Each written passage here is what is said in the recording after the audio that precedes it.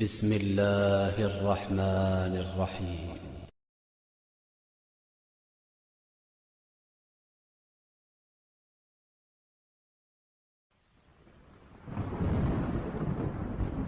ورحمة الله وبركاته.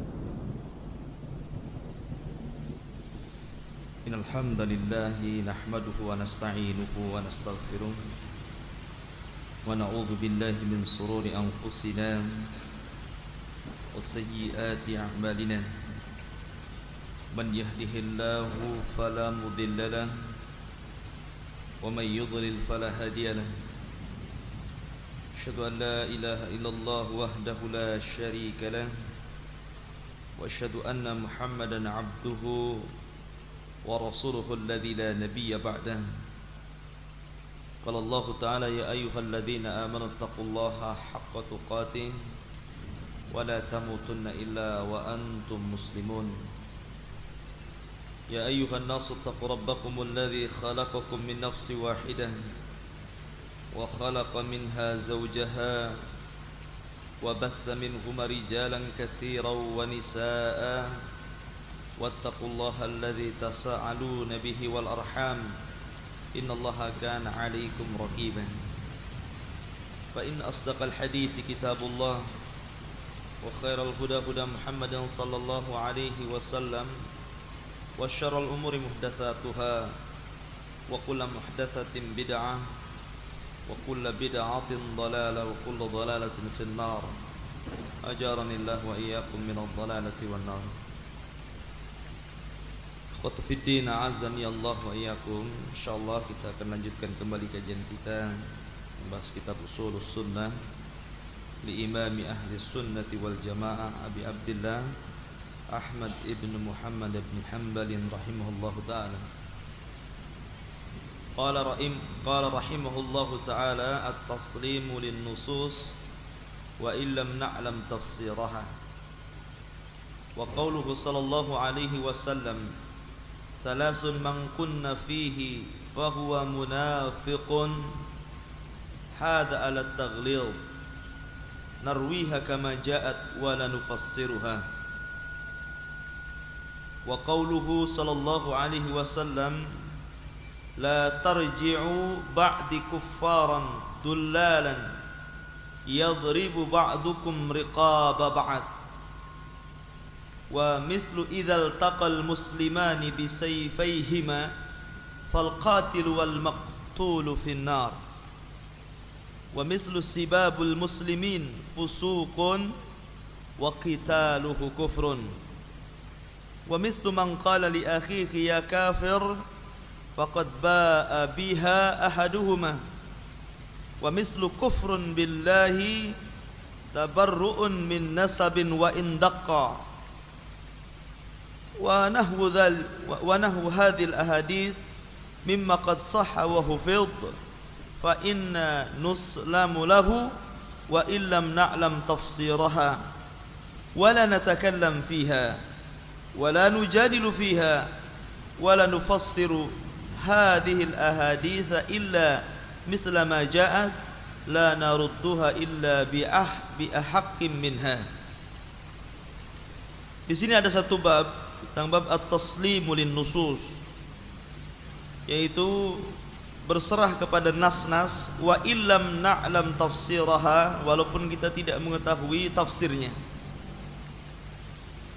Di antaranya nas-nas ini adalah sabda Rasulullah sallallahu alaihi wasallam: thalathun, tiga kelompok, man kunna fihi fahuwa munafiqun, barang siapa yang memiliki sifat-sifat itu maka dia menjadi seorang munafik.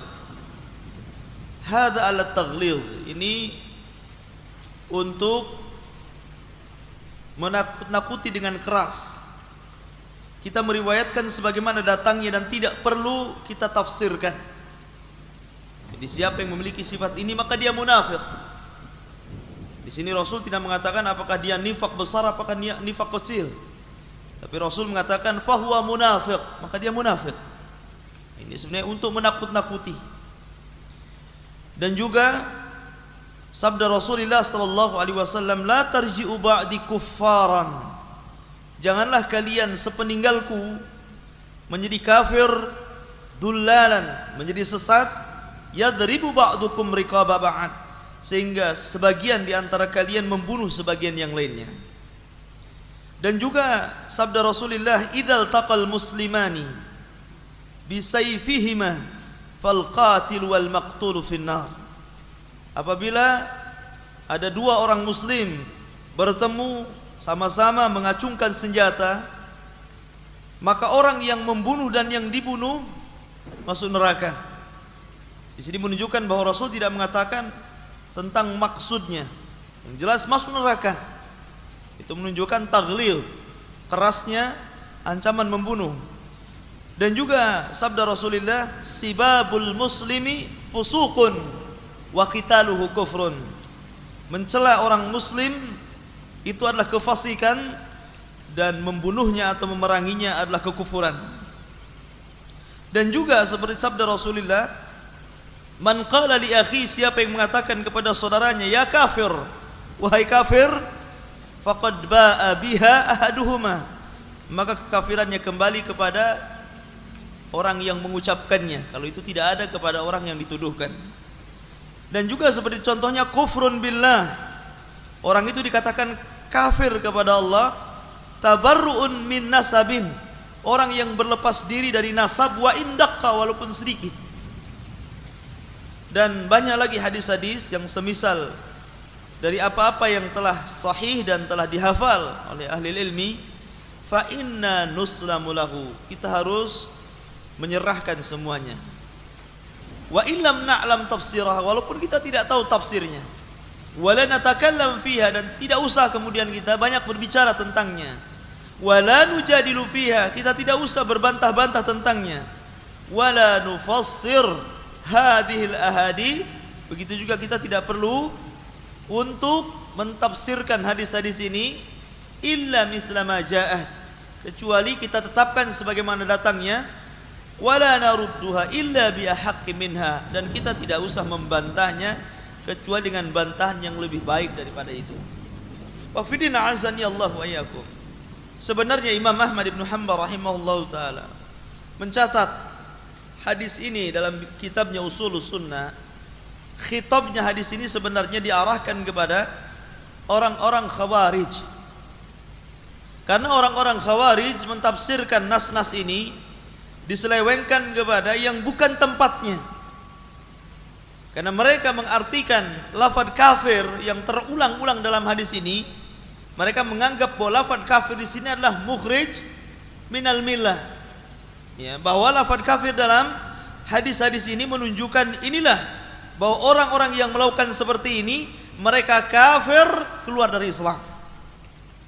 Sebenarnya hadis-hadis ini contohnya ketika mereka mengartikan hadis la tarji'u ba'di kuffaran dullalan yadribu ba'dukum riqaba ba'd, mereka mengarahkan bahwa hadis ini diarahkan kepada para sahabat Nabi yang mulia alaihi salatu wassalam.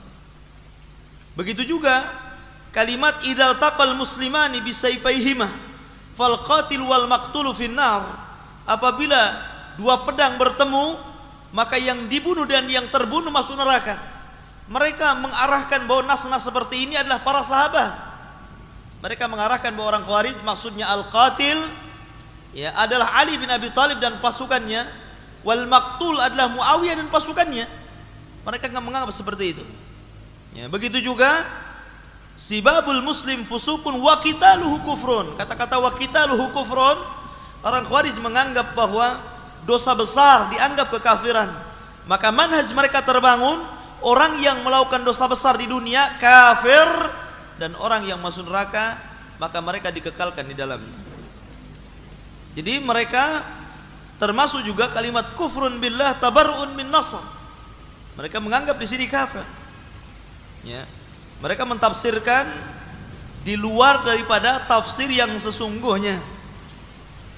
Padahal kita tahu bahwa ikhwan fiddin azani Allah wa iyyakum, bahwa lafaz-lafaz ini sebenarnya lafaz umum. Kenapa Rasulullah sallallahu alaihi wasallam membuat lafaz umum?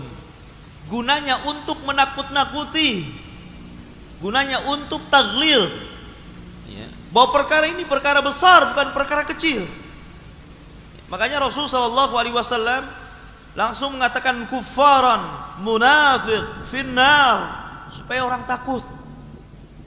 Tapi sesungguhnya rinciannya adalah seperti kafir. Kafir ada dua. Ada kafir mukhrij minal millah, ada kafir kufrun duna kufrin. Artinya ada kekafiran itu yang mengeluarkan pelakunya dari Islam. Ada kekafiran itu yang kufrun duna kufrin, artinya dia melakukan kekufuran tetapi tidak kafir, alias fasik. Maka semua lafaz kafir baik dalam Al-Qur'an atau dalam sunnah Rasulullah sallallahu alaihi wasallam, maka harus dimasukkan kedua perkara ini. Lihat perkaranya. Seperti contohnya umpamanya dalam Al-Qur'an Allah katakan wa man lam yahkum bima anzalallah faulaika humul kafirun. Tetapi di ayat yang lain juga Allah mengatakan wa man lam yahkum bima anzalallah faulaika humul fasiqun. Faulaika humul zalimun. Ya. Di situ ada tingkatan-tingkatannya. Sementara orang-orang Khawarij menganggap bahwa wa man lam yahkum bima anzalallah faulaika humul kafirun. Mereka memutlakkan lafaz kafir. Siapa yang tidak berhukum dengan hukum Allah, dia kafir, keluar dari Islam. Ya. Mereka tidak paham tafsir seperti ini. Wan fidina azani Allah wa iyyakum. Maka berbicara tentang masalah kufur ataupun kekafiran, bahwa secara bahasa lafaz kufur itu adalah at-taghtiyatu was-satru, artinya menutup atau menutupi. Adapun secara syar'i lafaz kufur adalah adamul imani billahi wa rusulihi, yaitu orang tidak punya keimanan kepada Allah dan kepada Rasulnya, sawa'un kana ma'ahu takdzib aw lam yakun ma'ahu takdzib, baik ketidakberimanan kepada Allah dan kepada Rasul itu diiringi dengan kedustaan atau tidak diiringi dengan kedustaan. Itu kufur secara syar'i. Ya. Adapun macam-macam kekufuran ikhwan fillah azani Allah wa iyyakum. Kufur saya katakan terbagi dua. Ada kufur i'tiqadi, ada kufur amali. Secara umum kufur i'tiqadi itu mukhrij minal millah, bisa mengeluarkan pelakunya dari Islam secara umum. Begitu juga kufur amali secara umum tidak mengeluarkan pelakunya dari Islam, walaupun ada beberapa kufur amali itu bisa mengeluarkan dari Islam. Di antaranya disebutkan oleh para ulama, jadi kufrun akbar yukhrij minal millah, kekufuran yang besar yang mengakibatkan pelakunya keluar dari Islam. Yang pertama adalah kufrut takdzib, kekufuran at-takdzib, dikarenakan mendustakan Al-Quran ataupun sunnah-sunnah Rasulullah sallallahu alaihi wasallam. Sebagaimana firman Allah Azza wa Jalla dalam surat Al-Ankabut ayat 68, Allah katakan, "Wa man adlamu mimman iftara 'ala Allahi kadziban aw kadzdzaba bil haqq lamma ja'ahu alaysa fi jahannama mathwal lil kafirin." Allah katakan, maka siapa lagi yang lebih zalim di alam dunia ini daripada orang-orang yang mengada-ngadakan kedustaan atas Allah dan ia mendustakan dengan kebenaran ketika datang kepadanya. Bukankah jahanam tempat orang-orang yang kafir? Maka di sini dikatakan bahwa orang-orang yang mendustakan atas nama Allah atau mendustakan al-haq, kebenaran, maka orang ini dimasukkan ke dalam jahanam dalam kondisi kafir. Jadi kufru takdzib, hati-hati. Mendustakan satu aja dalam Al-Quran atau mendustakan satu hadis saja berarti dia telah mendustakan seluruh Al-Quran dan seluruh hadis-hadis Rasulullah sallallahu alaihi wasallam. Ya, jadi kita tidak boleh mendustakan Al-Quran ataupun sunnah walaupun satu ayat, walaupun satu hadis. Yang kedua kufrul ibah wal istiqbar ma'at tasdiq, yaitu kekufuran al-ibah, enggan dan juga sombong menerima nas-nas Al-Quran atau hadis-hadis Rasulullah sallallahu alaihi wasallam. Sebagaimana firman Allah Azza wa Jalla ketika menceritakan tentang iblis pada surat Al-Baqarah ayat 34, Allah katakan, "Wa idz qulna lil malaikati isjudu li adama fasajadu illa iblisa aba wastakbara wa kana minal kafirin.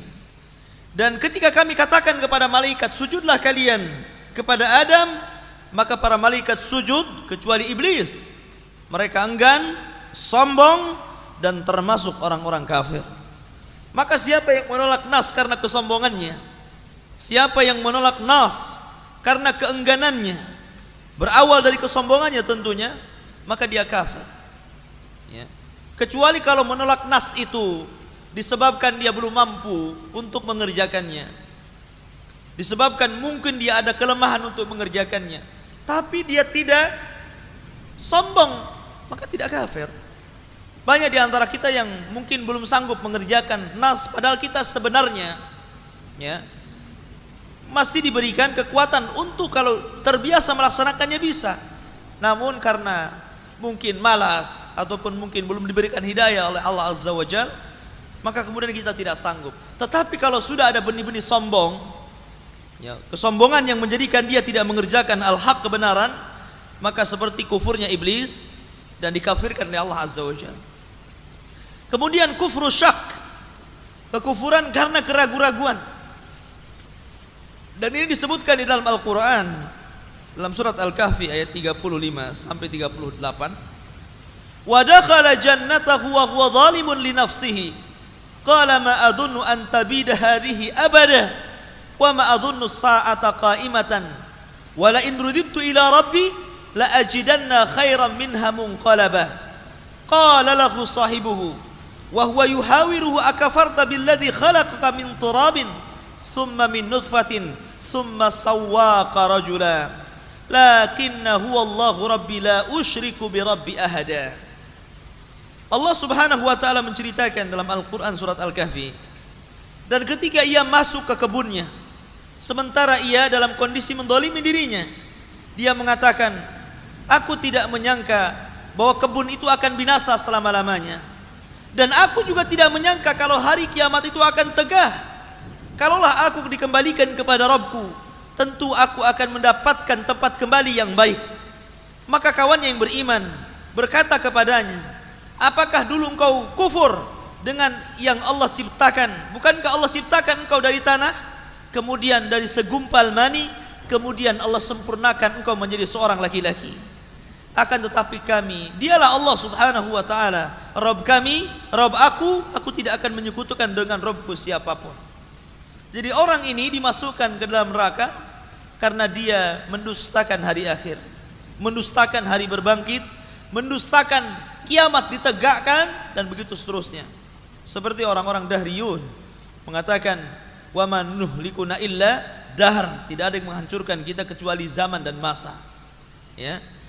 Jadi kekufuran, keraguan-raguan terhadap kebangkitan hari kiamat dan apa yang terjadi setelahnya, maka itu bisa mengeluarkan pelakunya dari Islam.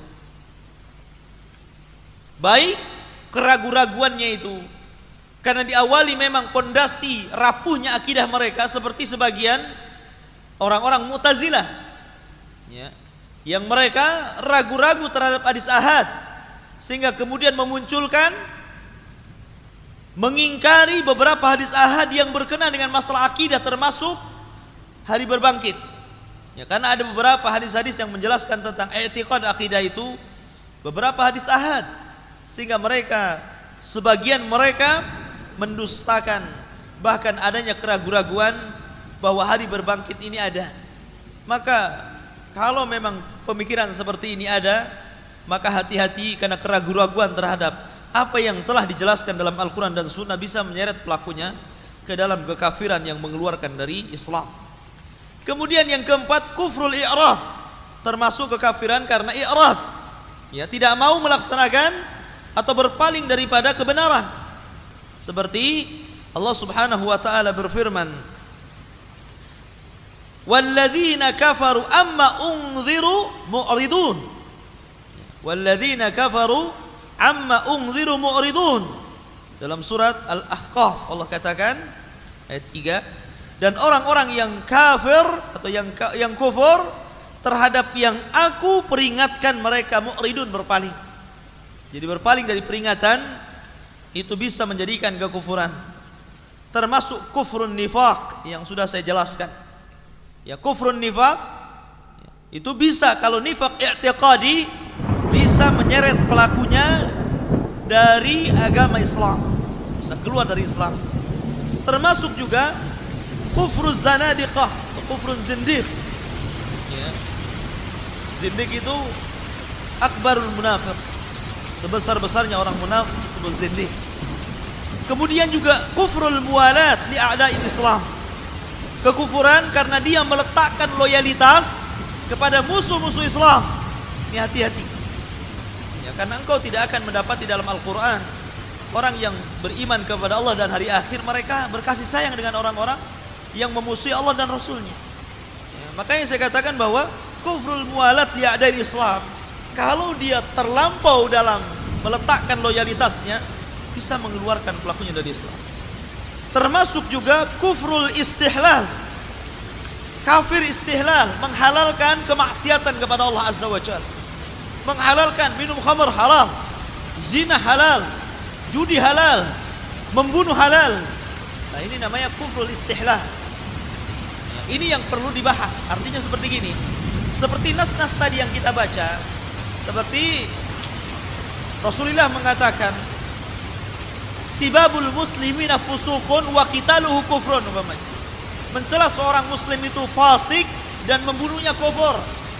Maksudnya kalau yang dikehendaki adalah kufur di sini dikeluarkan dari Islam, maksudnya kalau di dalam membunuh dia istihlal, menghalalkan darahnya. Kalau dia ada istihlal, menghalalkan darahnya, halal darahnya orang ini, maka bisa kufur, mengeluarkan dari Islam. Karena yang berhak meletakkan ini halal, ini haram siapa? Allah. Kita tidak berhak meletakkan ini halal, ini haram, ini boleh, ini tidak. Yang meletakkan itu semua adalah Allah Azza wa Jalla. Lah itulah yang menyebabkan kenapa orang-orang yang menghalalkan darah kaum muslimin, ya, itu dikafirkan karena kufrul istihlal. Kemudian juga disebutkan kufrul istihza'i was sukhriyah, kekafiran lantaran disebabkan karena istihza, mengolok-olok syariat Allah Azza wa Jalla, baik mengolok-olok Al-Quran ataupun mengolok sunnah Rasulullah sallallahu alaihi wasallam, seperti yang dilakukan oleh saharah, tukang-tukang sihir, yang mereka mengolok-olok Al-Quran, menghinakan Al-Quran. Sebagian mereka kemudian menyobek Al-Quran dan meletakkan di tempat najis. Sebagian mereka kemudian merubah Al-Quran dengan membalik huruf-hurufnya, kemudian ditulis dengan tinta-tinta dari najis seperti darah haid dan lain sebagainya. Sebagian mereka menginjak Al-Quran. Maka Allah Subhanahu wa taala katakan, la ta'tadiru qad kafartum ba'da imanikum. Jangan mencari alasan, kalian telah kafir setelah keimanan kalian. Afidina azani Allah wa yakum. Termasuk juga kufrun asyirk, ya, kekufuran dalam kesyirikan. Kekufuran dalam kesyirikan. Walaupun ikhwafidina azani Allah wa yakum, tentang kekufuran dalam kesyirikan ini terbagi menjadi dua. Terbagi menjadi dua karena syirik itu ada dua, ada syirkun akbar, ada syirkun asghar. Yang dimaksud kufrun asyirki di sini adalah syirkun akbar. Dan kesyirikan bisa terjadi dalam tiga tauhid, rububiyah, uluhiyah, dan asma was sifat. Kesyirikan bisa terjadi di tiga tauhid. Pertama, rububiyah, seperti dia meyakini bahwa ada pencipta selain daripada Allah Azza wa Jal, ada pemberi rizki selain daripada Allah Azza wa Jal, ada yang menghidupkan dan mematikan selain daripada Allah Azza wa Jal, termasuk ada yang mengatur selain daripada Allah Azza wa Jal. Maka ini kesyirikan yang besar dalam rububiyah.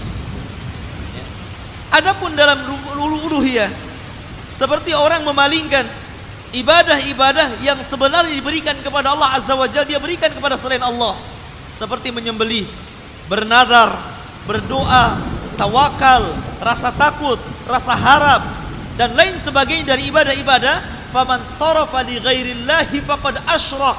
Maka siapa yang menyelewengkan kepada selain daripada Allah Azza wa Jalla, maka dia telah melakukan kesyirikan dan bisa mengeluarkan pelakunya dari Islam.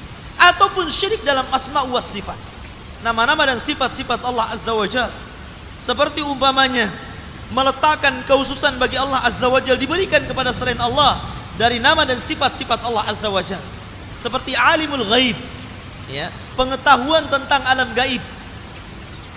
Kalau diberikan kepada selain Allah Azza wa Jalla, seperti meyakini bahwa beberapa munajjimin, orang-orang yang bergerak ataupun berkecimpung dalam perdukunan, mereka dianggap mengetahui yang gaib, padahal sifat pengetahuan kepada kegaiban itu hanyalah diketahui kecuali Allah Azza wa Jalla dan orang yang dikehendakinya, maka kemudian diberikan kepada selain Allah, maka dia bisa kufur dalam asma wa sifat, nama dan sifat-sifat Allah Azza wa Jalla. Ya, ikhwafidina azani Allah. Jadi kufrun asyirik, kekufuran dalam kesyirikan, itu bisa terjerumus kepada uluhiyah, rububiyah dan asma wa sifat. Dan ini banyak sekali, ikhwan. Di masyarakat kita ini banyak kesyirikan yang tanpa sadar. Sebenarnya sebagian mereka sudah mengeluarkan pelakunya dari Islam dan sebagian mereka tidak. Karena masyarakat kita ini nggak paham pembagian syirik. Ya. Contoh saja, ketika kita percaya kepada tangkal. Kalau antum percaya kepada tangkal dan jimat, ya, ketika orang memakai tangkal itu, walaupun memang ada dua hukum tentang orang yang memakai tangkal, bisa mengeluarkan pelakunya dari Islam dan bisa tidak mengeluarkan dari Islam. Pertama, kalau dia meyakini bahwa tangkal itu yang mendatangkan manfaat dan madarat, maka dia keluar dari Islam. Tapi kalau tangkal itu hanya dijadikan sebab, ma laisa bis sabab, padahal bukan sebab, tetap dia meyakini Allah Azza wa Jal, maka dia terjerumus kepada syirkul asghar. Tetapi beda tipis, ikhwan. Beda tipis saja. Ya. Saya katakan beda tipis apa? Kebanyakan mereka orang-orang yang suka menggunakan tangkal lebih banyak terjerumus kepada syirkun akbar daripada syirkun asghar. Lebih banyak mereka meyakini bahwa tangkal itu yang mendatangkan manfaat dan madarat. Jarang yang diantara mereka itu meyakini bahwa tangkal itu sebab. Hampir keseluruhan orang yang suka menyimpan jimat, itu keyakinannya kepada jimat itu lebih daripada sekedar sebab. Karena mereka meyakini bahwa itulah yang mendatangkan manfaat dan madarat. Dengan tangkal itulah mendatangkan rizki. Dengan tangkal itulah mendatangkan maslahat dan kebaikan. Dengan tangkal itulah mereka menganggap bahwa dimudahkan jodohnya, diselamatkan hidupnya, kemudian dilanggengkan jabatannya pemimpin dan lain sebagainya. Kebanyakan seperti itu. Ya. Dan mereka tidak sadar kalau keyakinan ini menjerumuskan mereka pada syirkun akbar, syirik besar. Karena sedikit sekali perbedaannya. Hanya menjadikan sebab dengan meyakini bahwa tangkal itu yang mendatangkan manfaat dan madarat. Lah halal yang seperti ini, ikhwan. Begitu juga orang yang datang ke kuburan. Rata-rata orang-orang yang datang ke kuburan wali, ikhwan, bukan menjadikan wali itu sebab. Walaupun mulut mereka mengatakan seperti itu, lisan mereka mengatakan seperti itu. Kenapa kamu berdoa di kuburan meminta kepada ahli kubur? Mereka menganggap bahwa dengan sebab saya berdoa di kuburan orang soleh ini, maka Allah akan mengijabahi doa saya. Lisannya ngomong begitu, tapi hatinya tidak demikian. Hatinya justru meyakini bahwa seolah-olah kalau dia mendapatkan keberhasilan karena berdoa di sisi kuburan orang soleh, maka hatinya mengatakan karena saya berdoa di situ, maka dia meyakini bahwa yang mendatangkan manfaat dan madarat itulah sahibul qabri. Maka ini syirkun akbar. Ya. Jadi saya katakan bahwa karena tidak paham tentang akidah, maka orang-orang awam itu terjerumus kepada kesyirikan, bukan hanya syirkun asghar, tapi syirkun akbar. Jadi kufrun bi syirki, ya, kekufuran dalam kesyirikan. Adapun kemudian juga kufur riddah, kekafiran karena murtad, ya, karena murtad. Dan negeri kita ini mudah sekali orang murtad, ya, orang murtad itu mudah sekali. Hanya karena ingin menikah murtad, hanya karena lapar perutnya murtad, mudah sekali, ya.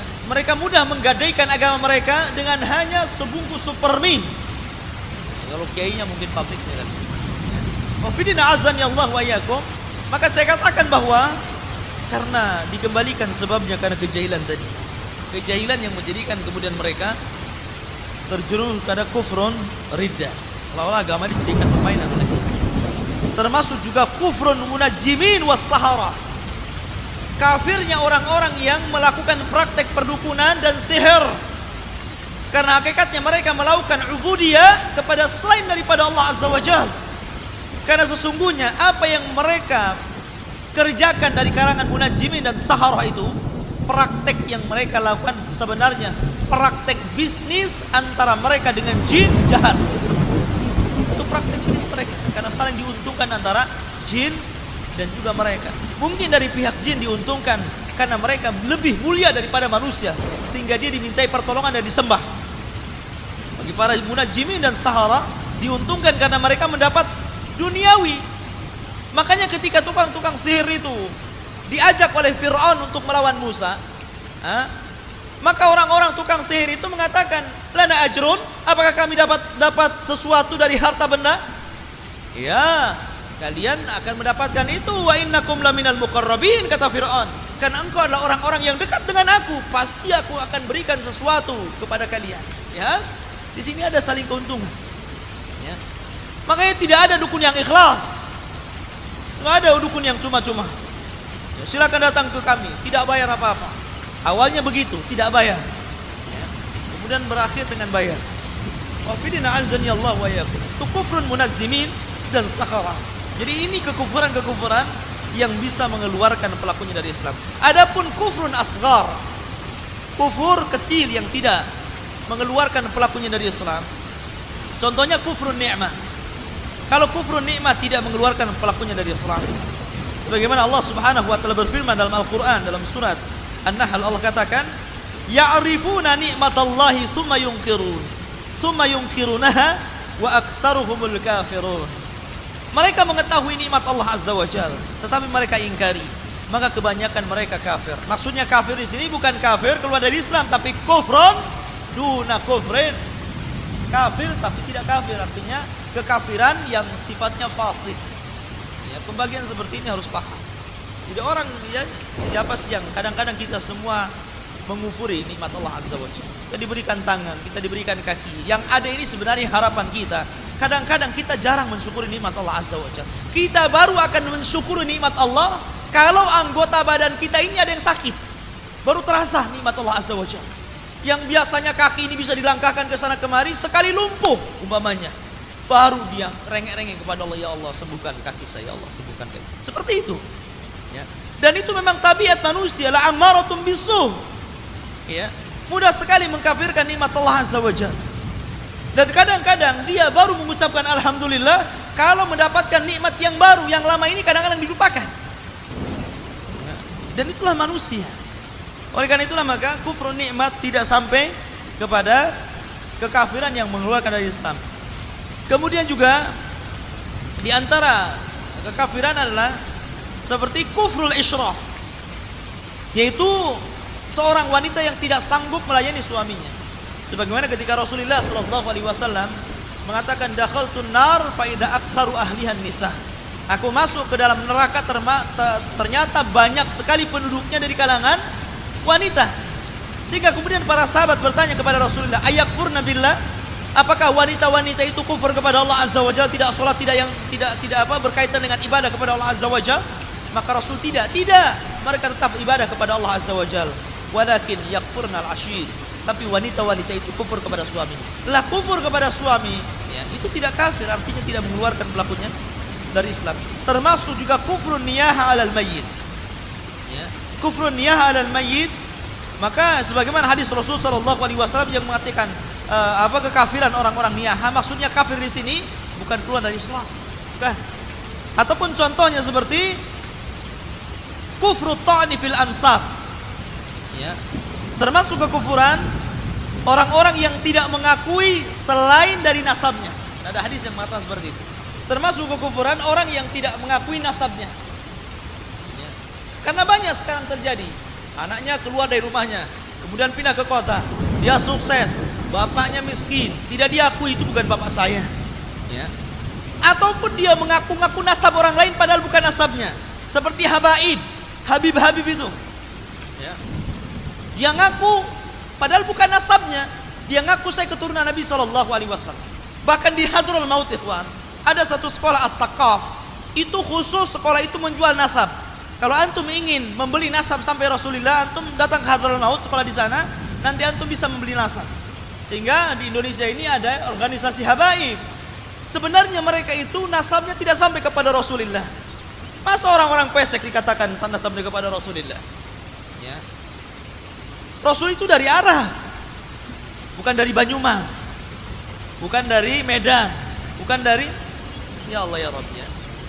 Saya melihat di Madura itu ada sekelompok habaib, khusus orang-orang Madura. Terus orangnya macam-macam ya, wajahnya orang Madura kan macam-macam.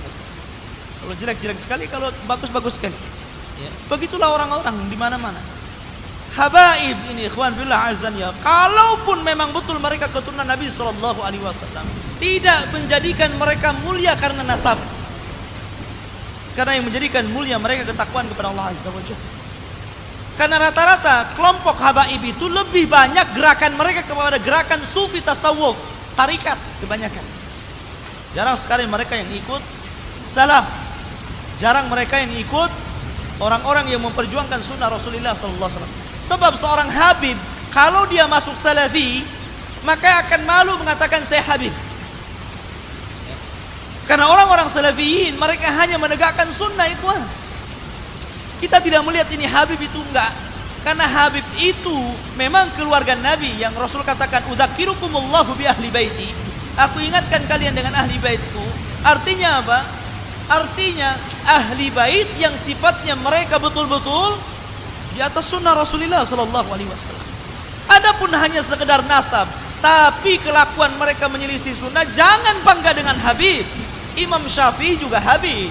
Imam Syafi'i itu habib karena dia adalah keturunan ahli bait, sebagaimana pernyataan Imam Ahmad ibn Hanbal rahimahullah taala ketika mengomentari hadis Rasulullah, di antara keturunanku kata Rasulullah, man yujaddid hadil ummah, akan muncul orang-orang yang pembaharu umat ini. Maka kata Imam Ahmad, 100 tahun pertama Allah munculkan dengan Umar bin Abdul Aziz, maka 100 tahun kedua Allah munculkan dengan Muhammad bin Idris Asy-Syafi'i rahimahullah taala. Tapi Imam Syafi'i tidak berbangga dengan habaib. Apakah Imam Syafi'i terkenal karena habibnya? Mungkin semua orang tidak tahu bahwa Imam Syafi'i itu keturunan Nabi. Kan tidak tahu sebagian orang. Cuma dia dikenal sebagai imam mazhab. Imam mazhab karena memang dia adalah imam ahli sunnah wal jamaah. Karena ilmu yang ia miliki yang telah memperbaharui ilmu-ilmu Islam, itulah terkenalnya beliau. Bukan karena dia habib. Jadi jangan berbangga dengan habib. Tidak perlu dibanggakan. Karena sesungguhnya kemuliaan bukan karena saudara habib ataupun tidak habib. Apalagi kalau andai kata habib saudara itu palsu. Ya. Bukan habib asri tapi habib-habiban. Ya, tambah lagi berbangga dengan sesuatu yang bukan miliknya, itu seperti persaksian palsu. Ya. Orang yang berbangga dengan yang bukan miliknya itu kasyahadati zur kata Rasulullah. Seperti sumpah palsu, seperti persaksian palsu. Ngapain? Ya, berdusta atas nama Allah Azza wa Jalla, berdusta atas nama manusia. Ya, jadi berdusta atas nama Allah Azza wa Jalla karena mereka biar dihormati. Karena orang Indonesia ini nggak tahan dengan habib. Sekali selama dengan habib aja lemes, apalagi orang-orang awam. Ya. Apalagi kalau sudah tampangnya memang tampang Arab. Walaupun di sana dari Mekah ataupun dari Yaman itu pemulung datang ke Indonesia ngaku habib jadi kaya di sini. Ya. Wafidina azani Allah wa yakum. Jadi saya katakan apalagi kalau umpamanya tampangnya sudah tidak tampang Arab. Tapi memang karena memang negeri kita ini banyak ahli bid'ahnya daripada ahli sunnah. Dan mereka sudah terasuki pokoknya dari Arab saja seolah-olah segala-galanya. Sampai orang Indonesia ini terutama orang-orang kampung yang tidak kenal sunnah, orang-orang awam ya, kepada lafaz-lafaz Arab saja atau sesuatu yang sifatnya Arab, mereka itu luar biasa. Coba antum beli koran di Arab, kan bahasa Arab semua itu, isinya politik. Enggak ada Quran, enggak ada sunnah. Coba antum disebarkan di desa-desa itu. Mungkin takut tinjak kalau disangka Quran. Padahal Quran Arab. Isinya politik, isinya kesenian, isinya masalah artis dan sebagainya. Karena enggak paham. Sebagian dukun cabul malah diambil koran-koran Arab itu. Kemudian digunting-gunting, ya, kemudian dibungkus, kemudian dikasih minyak, jadilah jimat. Padahal isinya politik. Disangkanya orang awam, oh ini tulisan Arab, jimat-jimat, mantra-mantra. Kenapa orang ini masih berlebihan kepada orang-orang yang sifatnya ke Arab-Araban itu? Padahal sebenarnya Rasul tidak membedakan antara orang ajam dengan orang Arab. Inna akramakum indallahi atqakum. Wa fidina azani Allah, termasuk juga kufrun al-hukmu bi ghairi ma anzalallah idza lam yastahil. Yaitu kufur orang yang berhukum dengan selain daripada Allah Azza wa Jalla selama dia tidak menghalalkan. Ingat, kalau sudah menghalalkan ini yang kafir. Ya. Kalau memang maksudnya orang-orang Khawarij yang mengatakan wa man lam yahkum bima anzalallah fa ulaika humul kafirun, seperti orang-orang pergerakan, orang-orang yang suka bergerak di bawah tanah, orang yang punya negara di atas negara. Ya, ada di negeri kita ini ada orang-orang pergerakan, orang yang bergerak di bawah tanah aja gitu. Ya, seolah-olah sudah punya kekuasaan. Padahal di negeri kita sudah ada penguasaan, maka mereka itu punya negara di bawah tanah istilahnya. Mereka menganggap bahwa negeri kita ini negeri kafir. Karena apa? Mereka mencopot sebuah ayat wa man lam yahkum bima anzalallah fa ulaika humul kafirun. Ya, bahwa mereka adalah kafir karena tidak berhukum dengan hukum Allah. Kita katakan bahwa kaidah itu betul diambil dari Al-Qur'an. Makanya Ali bin Abi Thalib ketika mengatakan orang-orang Khawarij bahwa la hukma illallah, Ali mengatakan kalimatul haq urida bihal batil. Kalimatnya betul tapi dikehendaki kebatilan. Yang dimaksud kafir kalau yastahil, dia menghalalkan. Kalau dia menganggap baik hukum selain daripada Allah lebih baik daripada hukum Allah, ya kafir dia. Apakah para pembuat undang-undang di negeri kita ini meyakini seperti itu? Tanya orang-orang yang membuat undang-undang ini. Apakah engkau meyakini bahwa undang-undang Pancasila, undang-undang 45 atau undang-undang apalah yang dibuat di negeri kita ini itu meyakini bahwa itu lebih baik daripada Al-Quran dan Sunnah? Kalau dia mengatakan ya, kafir kita itu. Kafir, karena apa? Mendahulukan Al-Quran dan Sunnah. Tapi kalau alasannya karena kalau kita tegakkan hukum Islam di negeri kita ini belum layak, belum cocok, belum siap, sehingga kita masih menggunakan hukum ini. Artinya apa? Dia meyakini bahwa hukum Islam lebih baik, cuman belum siap karena melihat akidah yang keropos. Ya. Mungkin karena ada tekanan-tekanan Barat yang ada kekhawatiran kalau tegaknya hukum Islam maka mereka akan terancam dan lain sebagainya, sehingga dengan tekanan Barat sehingga negeri kita ini masih belum bisa berhukum dengan hukum Allah. Berarti kan tidak menghalalkan bahwa selain hukum Allah lebih baik karena ada sebab-sebab, maka tidak bisa dikafirkan kalau masih seperti ini. Dan itu yang terjadi di negeri kita masih seperti ini.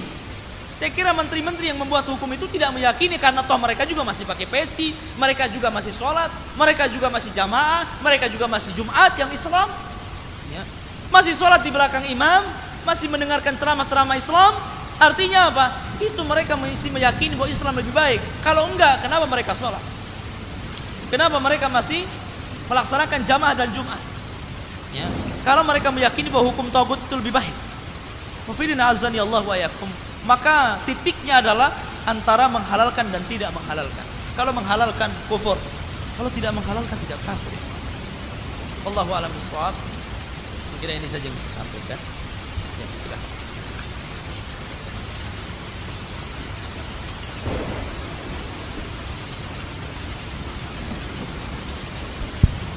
Menanggapi tadi tentang kita ataupun busuk ketika itu untuk membunuh adalah termasuk daripada kubur amal. Jadi bagaimana pula kita menanggapi tentang ayat di dalam surah An-Nisa dengan tajazai jahannam khalidan fiha. Jadi orang ta'amidan tajazai jahannam khalidan fiha.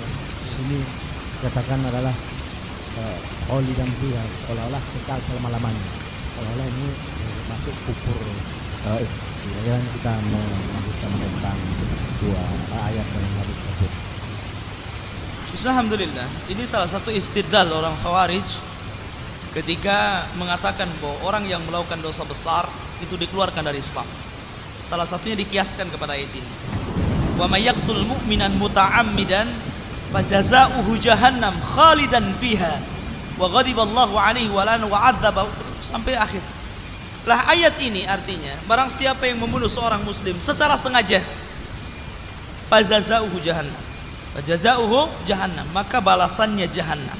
Khalidan fiha, dikekalkan di dalamnya. Ya, khalidan fiha bukan hanya dikekalkan di dalamnya, disitu dijelaskan hukumannya. Wa ghadiballahu alaihi wa la'anahu wa 'adda lahu 'adzaban alim. Itu bayangkan, dia dilaknat, dia dimarahi oleh Allah Azza wa Jalla, dimurkai, bahkan disediakan azab yang pedih. Tidak ada dalam Al-Qur'an yang lebih pedih siksaan yang dijelaskan secara berurutan kecuali masalah membunuh. Ayat ini, tidak ada dosa besar yang beruntun gitu hukumannya, yang sangat dahsyat daripada seorang mukmin dibunuh secara sengaja. Ayat ini dijadikan dalil oleh orang Khawarij tentang bahwa orang yang melakukan dosa besar itu dikafirkan. Buktinya, orang yang membunuh orang mukmin secara sengaja dia dimasukkan jahanam dan dikekalkan. Bayangkan, dikekalkan. Kalimat dikekalkan ini menunjukkan bahwa tidak mungkin orang itu dikekalkan dalam neraka kecuali orang kafir. Istidlalnya begitu. Maka siapa yang membunuh karena dia dikekalkan di dalam neraka, maka dia kafir. Maka kemudian seluruh lafaz-lafaz kafir yang berkenaan dengan masalah qital, membunuh, maka diartikan kafir di sini keluar dari Islam. Seperti hadis wa qitaluhu kufrun. Di babul Muslim fusuqun wa qitaluhu kufrun. Wah, para ahli tafsir membahas bahwa ayat ini ada beberapa takwil. Satu, ada yang mengatakan bahwa ayat ini hanya sekedar wa'id, ancaman. Sekedar ancaman. Bahwa membunuh seorang mukmin secara sengaja maka dapat ancaman besar. Salah satunya adalah ancaman dikekalkan di dalam neraka. Namanya ancaman bisa terjadi, bisa tidak. Kamu kalau macam-macam, saya bunuh kamu, umpamanya. Oh, sudah diancam tetap aja nggak bunuh. Ada yang terjadi seperti itu. Jadi sifatnya ancaman itu bisa ya, bisa tidak. Kalau memang artinya khalidan fiha, betul-betul di situ diartikan khalidan fiha, maka yang dimaksud di sini khalidan fiha maksudnya adalah kekalnya di situ adalah nerakanya orang-orang muwahhidin. Di mana nerakanya bagi orang-orang muwahhidin memang kekal, tetapi ada batasnya. Tapi nerakanya orang-orang kafir tidak ada batasnya. Kalau yang dimaksud di situ khalidan, artinya kekalnya neraka bagi orang-orang muwahhidin. Karena orang-orang ahli tauhid yang ada keimanannya, maka mereka walaupun tidak beramal tapi masih ada seberkas keimanan, maka mereka akan diselamatkan.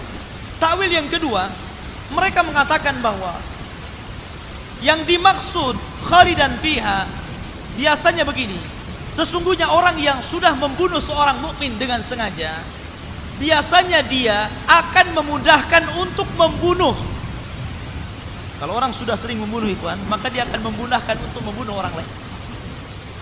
Kemudian ketika Allah mudahkan dia untuk melakukan pembunuhan, sehingga di akhir hayatnya dia mati kafir, ya, maka Allah ancam barang siapa yang membunuh secara sengaja, maka dia akan dikekalkan di dalamnya. Artinya apa? Sebab pembunuhan kemudian berakhir dengan kekufuran. Ya, biasanya apa? Dengan sebab orang membunuh, maka orang itu kemudian di akhir hayatnya menjadi kafir kalau tidak sempat bertobat. Jadi itu ada takwilnya seperti itu. Karena demikian, kenapa? Karena kenapa timbulnya takwil-takwil seperti ini? Karena akan bertentangan dengan ayat-ayat yang lain. Kalau andai kata yang dimaksud kufur di sini adalah dikeluarkan dari Islam, artinya kafir. Kenapa? Karena kekafiran ada dua. Ada kafir mukhrij minal millah, ada kufrun duna kufrin. Ya. Jadi itu takwilnya. Dan ini tidak benar kalau orang Khawarij mengatakan seperti itu. Dan yang paling bagi yang membantah perkara ini adalah Syekh Ibnu Utsaimin rahimahullah taala dalam Syarah Aqidah Wasithiyah ketika membantah orang-orang Khawarij yang beristidlal dengan ayat ini. Wallahu a'lam.